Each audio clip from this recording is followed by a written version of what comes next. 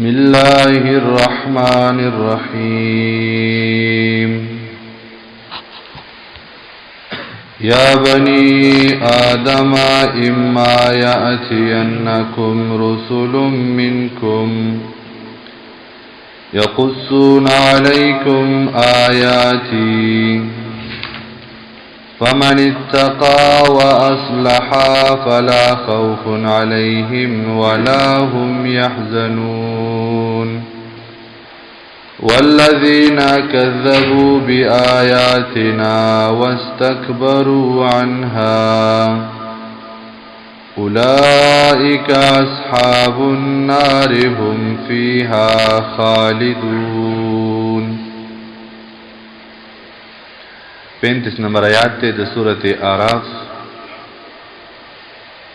سلورم نمبر خطاب دے آدم علیہ الصلوۃ والسلام تا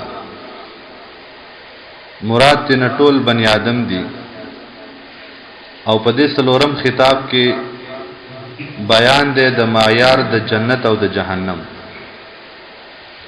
چې کوم انسان جنت والا څنګه جوړیږي او جهنم والا څنګه جوړیږي بیا مختصر حال ذکر کې د جهنميانو تخویف اخروی چې په دنیا کې یو انسان په غلطه باندې روان دی په جهنم کې به د حال سوي یا بنی آدم اے بنی آدم اما یاتینکم کراغلل تاستا رسول منکم رسولان استاسنا یقصونا چی بیانی علیکم پتا سواندی آیاتی آیاتنا زمونگا فمن اتقا سوک چی ویردو واصلحا او عملیو کو فسنت طریقہ باندی عمل صالح عالمان د دین ذکر کئی د پیغمبر طریقے تا عمل صالح ہوئی الله د یو کار د کولو حکم کړی دی نو دا هغه کار صحیح طریقہ پیغمبر بیان کړی دی هر یو عمل چې الله تقبلیږي نو په طریقه د پیغمبر په قبلیږي نبی کریم صلی الله علیه وسلم فرمایلی دی هر هغه کار چې پاغي کې زما طریقه نه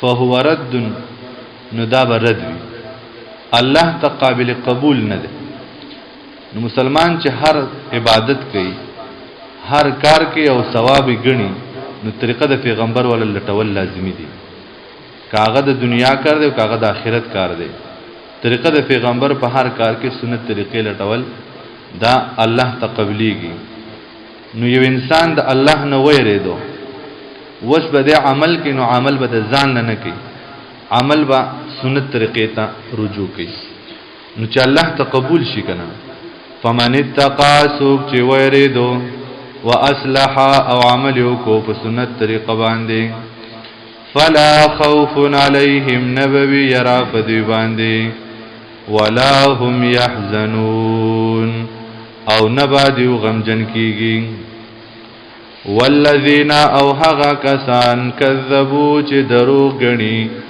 بیااتنا آیاتنا زمونږه واستكبروا او لوی غنی عنها زانداغینا تکبر کوي اولئک دا کسان اصحاب النار ملګری دور دي هم فیها خالدون دیوبا پدې جهنم کې همیشه وي نو دلته کې مقابله ذکر شو تقوا فمانه د تکذیب سره راغی او دارنګ تکبر په معنا د اصلاح سره راغی متکبر انسان چرته هم د خپل عمل اصلاح نشي کولی او دارنګ یو انسان دروغ غني د الله احکامات غني نو د الله نه چرته یریږي نو د مؤمن د پاره د جنت دو اعمال ذکر شول یو تقوا او دویم اصلاح عمل چې د الله نه ویری دی او عمل د خپل درست کو په طریقه د پیغمبر باندې نو دا دو کارونه د جنتیانو دي نو د دوه کارونو په سبب باندې با مسلمان الله جنت ته بوزي ها چې تکذیب کې او دروغ غني او داننګ تکبر کې نو دا دوه کارونه انسان جهنم ته رسي. او جهنم داسې ځای دی چې په دې ته یو پیر انسان دننه شو بیا به همیشه همیشه.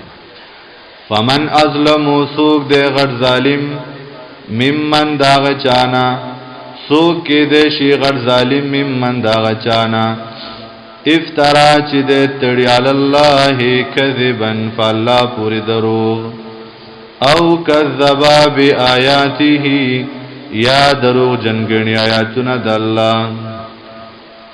الله پوری دروغ تړل نس مراد دی. تفسیر کبیر ذکر کړی دی چې په الله پوری دروغ تړل ستوي نو هغه وی بتو اور ستاروں کا اللہ کا شریک ٹھہرانا یہ اللہ پر افترا ہے. بوتان دارنګ ستوري سیاره په دې عقیده او یقین ساتل دارنګ بوتان د الله سره شریک ګڼل دا په الله پورې دروغ جوړول دي. د مکی مشرکانو به وی الله د ټولو نه اوچت ذات دی خدا 380 نائبان دي دیو ته الله سره ذمہواریان حواله کړی دي نو دا په مخ د ځمکه د الله نائبان دي دا الله ویل دي او دا صحیح خبره ده. نو دای په الله پورې دروغ وتړل چې دا بت دا هم سنه سبکار کې د الله سره حصدار دی. دویم نمبر تفسیر کبیر ذکر کړی دی اللہ کے لیے بیٹے اور بیٹیاں ٹہرانا. اللہ لا زامن اولونا ثابت اول دا پا اللہ پوری دروغ جوڑول دی. باطل احکام کو اللہ کی طرف منسوخ کرنا. دریم نمبر افتراء علی اللہ دیتا ہوئی چې د ځان څخه خبرې جوړې کې او الله ته نسبت وکړي دا الله ویلي دي الله نه ویلي. څلورم نمبر د قرآن د الله آخري آسمانی د هدایت کتاب نه ګڼل دا په الله پورې دروغ دي. او اخرنۍ پنځم نمبر خبره د نبی کریم صلی الله علیه وسلم رسالت آخري رسالت نه ګڼل. نن سبا فتنه ده کنه ختم نبوت څوک چې وای نبی علیہ الصلوۃ والسلام اخرنۍ رسول نه ده بل څوک ده هغه بل څوک ارسړې پیژني. څوک چې وای نبی علیہ الصلوۃ والسلام اخرنۍ پیغمبر نه ده وای دای په الله پورې دروغ وتړل. نبی کریم صلی الله علیه وسلم یو صحابي ده یا رسول الله تاسو ته څنګه پته ولګی دا چې تاسو ته الله نبوت درکړه ده. نبی رسول الله صلی الله علیه وسلم ته د خپل ماشومتوب کیسه بیان اوګد حدیث ته سنن دارمی کی ذکر ده. نبی کریم صلی الله علیه وسلم ته فرمایي زه د خپل چې زما کوم دایه مور وا حلیمه سعدیه د بکر قبیله د اغوی د بچو سره به ما ګړي سره ولې دای په پرورش باندې د مکې نه وړو حلیمه سعدیه او مونږ د یو غر یو تنګي ته لاړل او ما د خپل ورور ته وی چې مونږ خو ناشته کورند راوړې ته کور ته لاړ شه او خوراک څه شیرړه تو خراوړه او د بدل ته د ګړو ته انتظار کوم. وای په هوا کې دوه د مرغو په شکن باندې سپین سپین سړی راغلل.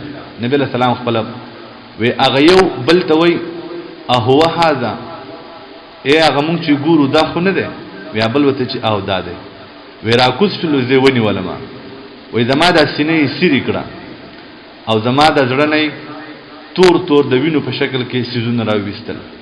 وی بیا مونږ هغه یو ته وی چې د واوري یخي وبراکا هغه زما د سینې وینځله بیا وی چې نور یخي وبراکا هغه زما زړه وینځو. وی بیا ولګید دا یو فرشته ولګید او دی بل ته وی چې په دې تل کې د کینوا او د امت نه یو تن په دې بل چابړي کې کینوا. خو نبی له صلوات والسلام یې په بیان درونو ما وې دې بل وته چې لستنه په دې مخالف چابړي کې کینوا نو چې لستنه کینول نو زه په بیا هم درونو ما نو بیا وی زر کسان کې سل کسان کینوا وې چې سل کسان کینول وې زه په بیان درونو ما نو بیا 1000 کسان په دې مخالف چابړي کې کینول او یو چابړي کې زوما. نو نبی له صلوات والسلام وې دا زر کسان په دې بل چابړي کې په ماده سي اوچتو زویر دم اشنه چې په مالا باسره غوځار نشي. وی بیا هغه بل ته وی کدا ټول امت په دې مخالف چابړي کې کینه خو د په شان دی وزن نشي برابرې دي. دا ټول روحاني خبرې دي. نبی رسول الله صلی الله علیه وسلم چې زما د سینې وګڼډله نو زما په دې سینې باندې مهر نبوت وو. معلومه دا شو د واقعي نه و چې د کور ترالم نو ما خپل مور دایم ور چې کومه پرورش کوون کې مور ماغه ته دا قصه بیان کړه. هغه فورا په غیر د انتظار نه د پوخ باندې کینول موسید قریش قبیله له راوړم او زما مور بیبي امینه ته وی چې دې څه قصه وشوه. وی زما مور اډو غبراو نشوه چې دا څه وی زما مور چې دا څه نوې خبره نه ده. کله چې دا محمد پیدا کېدو نو زما د وجود نو یو نور اوچت شو. هغه نور د شام او د کسرا معنی پاغه باندې روخانه شوې. دې ډېر واقعیت چې د ماشوم دوجنه هغه مونږ ولیدلې. زما مور پاغه باندې اډو تعجب ونکو. نبی رسول الله صلی الله علیه وسلم باندې د دې واقعینا دا صحیح حدیث ته بخاری مسلم سنن دارمی ذکر کړی دی چې نبی رسول الله صلی الله علیه وسلم باندې الله مهر نبوت وهاله. شیطان نبی رسول الله صلی الله علیه وسلم ته وسوسه نشي کوله. داغه د زړه نه شیطانی اثرات فرشتو په ماشومتوب کې لر کړو. نو مهر نبوت د نبی رسول الله صلی الله علیه وسلم په سینه باندې الله لګیدل دی چې دا دنه ورسته وه هیڅ یو پیغمبر ناراضي. وسکه هزار خلک را پاسي او چې زه پیغمبر یم او ماته وحی کیږي او ماته پلانې او پلانې دروغ دي، افتراء علی الله دا په الله پورې دروغ جوړي. الله د نبوت مهر په نبی صلی الله علیه وسلم باندې وهاله دی. فمن ازلم سوق د غر ظالم ممن دا غچانا افترا چې د تړي علی الله کذبا فالله پورې درو او کذبا بیااته یا درو جن کوي آیاتنا د الله.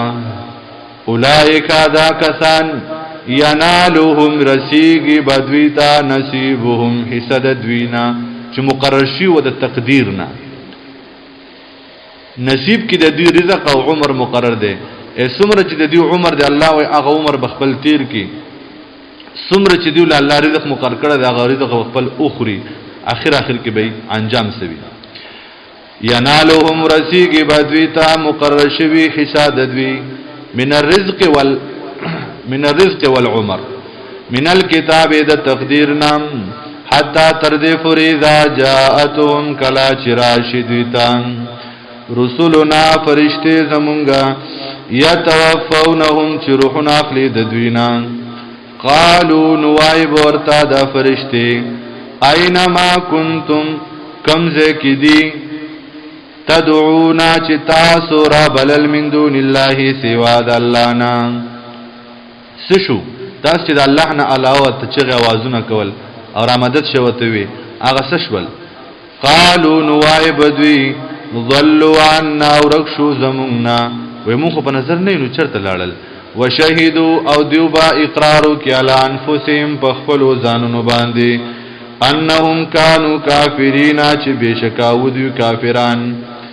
قال الله بو فرمایو دخلوا داخل شي فی فاغدلو کی قد خلت چې تیر شوی دي من قبلکم مخکستاسنا من الجن د فریاننا والانس او د انساناننا فی النار په اور د جهنم کې.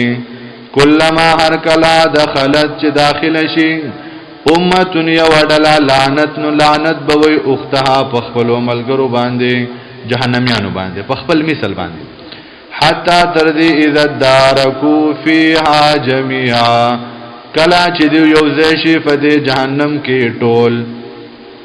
قالت نویبا اخراهم دویم ډلا د دوینا لاولاهم اولنې ډلې د دویتا سب ورته وای ربنا هؤلاء اے ربا زمونگا هؤلاء دی خلق وضلونا من گمراہ کړیو. فاتیهم ورکا دویل عذابا عذاب ضعفا دوچن ډبل عذاب دویل ورکا من النار د اورو. قال الله بو تو فرمای لكل ضعف د هر یو ډلې د فارا دوچن د عذاب ده. ولکن لا تعلمون لیکن تاسو نه پوهیږئ. وقالت ویبا اولاهم اولنې ډله د دوینا له اخراهم دویمې ډلې د دویتا. فما کان لکم نشته تاسو علینا فمون باندې من فضل احسان تاسو فمون احسان خو نشته یا تاسو زمونږ صغوره خو نه چې موږ له الله ډول عذاب راکړي تاسو له سنگل درکې موږ او تاسو کې څه فرق دی تاسو هم په خپل ګناهونو او په شرک او په دې جهنم تراغلی موږ هم راغلیو فما كان لكم علينا نشته تاسو لا فمن باندې من فضل سبهتري فذوقوا العذاب وسك عذاب بما كنتم تكسبون هغه سبب چې تاسو کسب کړو